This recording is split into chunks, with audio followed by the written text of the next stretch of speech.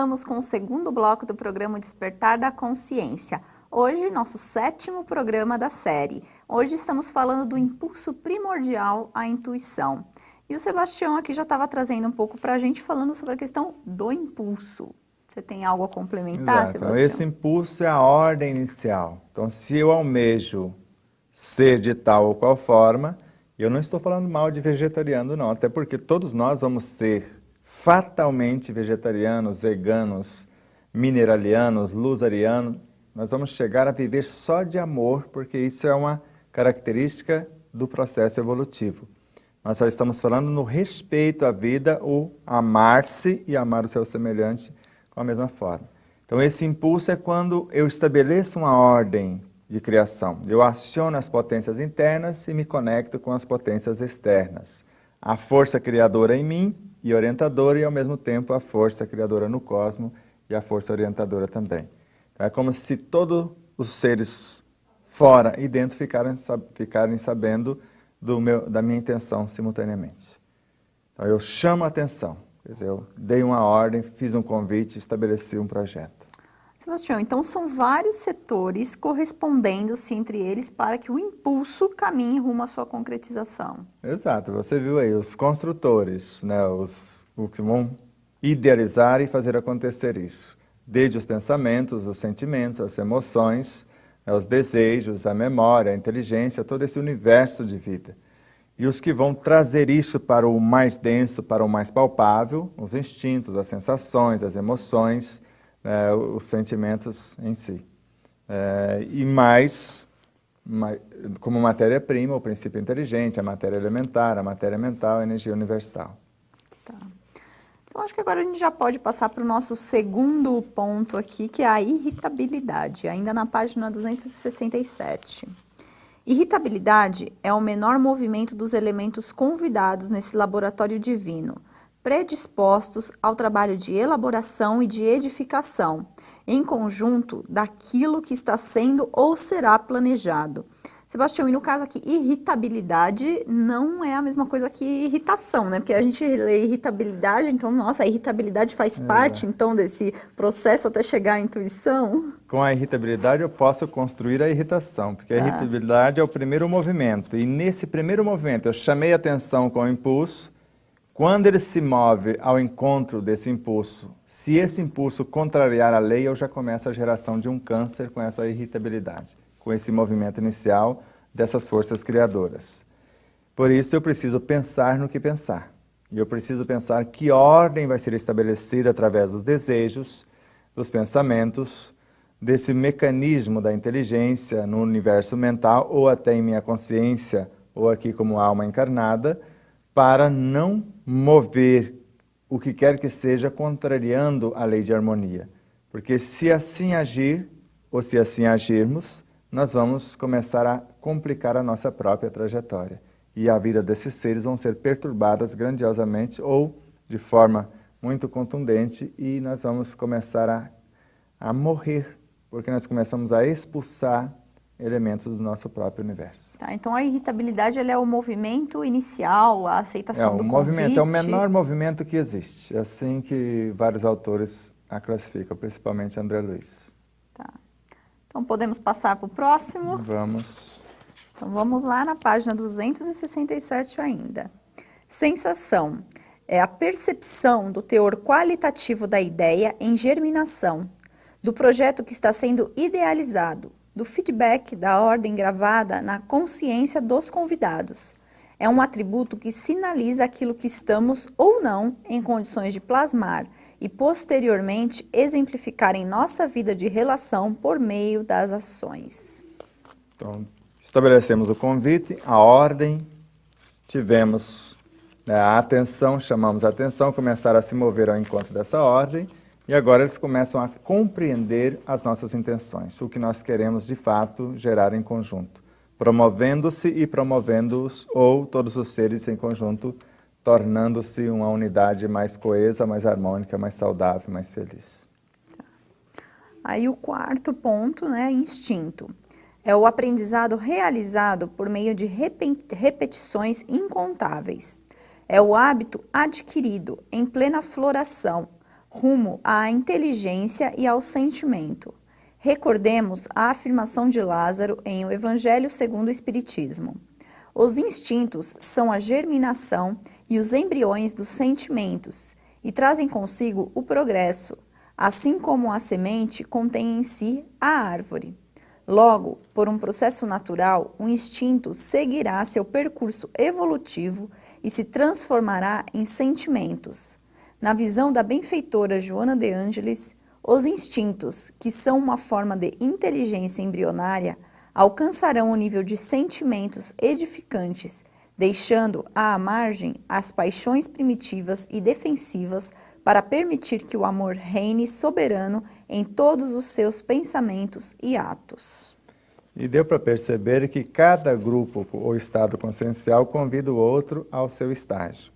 Se nós vimos que os construtores, os arquitetos, como a inteligência, a imaginação, a memória, o pensamento, etc., eles vão convidar os instintos para trabalhar com eles e se promover ao seu estágio. Os instintos que vão transformar-se em sensações, que vão transformar-se em emoções e essas em sentimentos, vão fazer parte mais tarde da inteligência, da memória, do pensamento, de todo esse universo que está um passo adiante. Assim como os instintos convidando a matéria, nós chamamos de matéria-prima, a matéria mental, a energia universal, a matéria elementar e o princípio inteligente do universo, estão convidando eles para se tornarem elementos semelhantes a eles no processo de condução. Cada um inicia obedecendo e, ao mesmo tempo, depois aprende a comandar.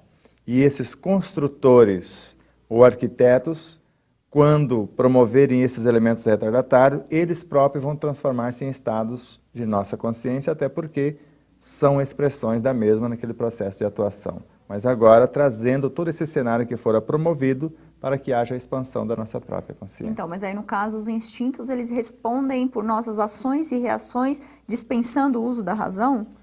Dependendo do estágio, sim, o instinto pode agir com mais segurança do que o próprio mecanismo da razão, quando eu não tenho consciência disso. Porque a razão é um mecanismo por meio do qual eu vou comparar o existente com aquilo que eu desejo construir. Supondo que eu não tenha as informações mais clarificadas daquilo que eu almejo construir, talvez os instintos vão preservar a minha vida melhor do que as atitudes conscientes desgovernadas que eu estou tentando inserir no cenário.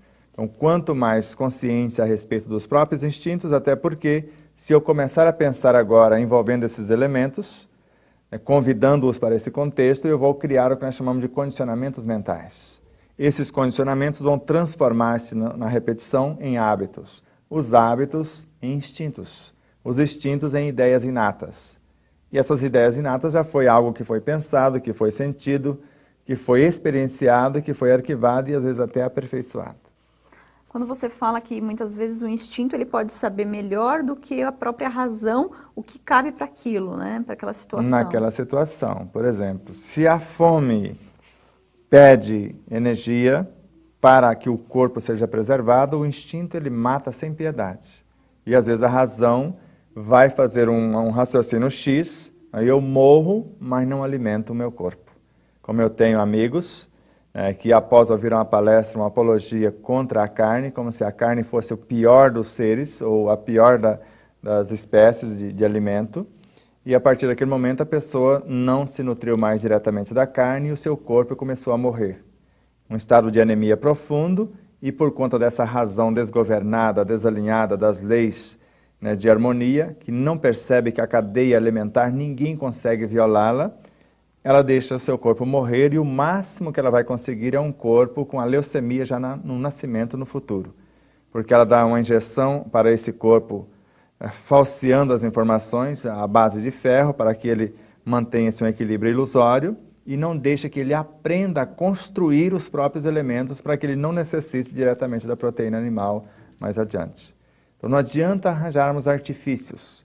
O mecanismo de sermos no futuro vegetarianos, veganos, seja lá o que for, é a mudança de dentro para fora e o respeito à vida em todas as frequências. Não existe outro caminho, eu não conheço. Mas quando a pessoa, então no caso, pegando esse exemplo do que você trouxe, a pessoa após assistir uma determinada palestra, não vou mais comer aquele determinado alimento, por exemplo, a carne, mas o organismo dela está precisando daquilo. Então, instintivamente, a resposta seria que ela deveria comer. E a razão, nesse caso, coloca como se não. Mas, e se a pessoa está necessitando, né? Então, o corpo está pedindo, mas ela não consegue mais se alimentar daquele determinado alimento. Como que isso se dá? Vamos dar dois exemplos. Um é um fato real que aconteceu com pessoas próximas de nós. A pessoa, né, após saber que estava grávida, ela não se interessava, com todo respeito ao espírito, se era masculino, feminino, a sua opção, mas sim, o importante é que ele estava ali. Tudo bem, e ela optou por ser vegetariana a partir dali para que este ser fosse também após o nascimento. Mas esse ser, após o nascimento, assim que começou após o 6º mês a se alimentar dos vegetais, etc., ele não conseguiu fabricar a proteína animal para o seu corpo e começou a morrer.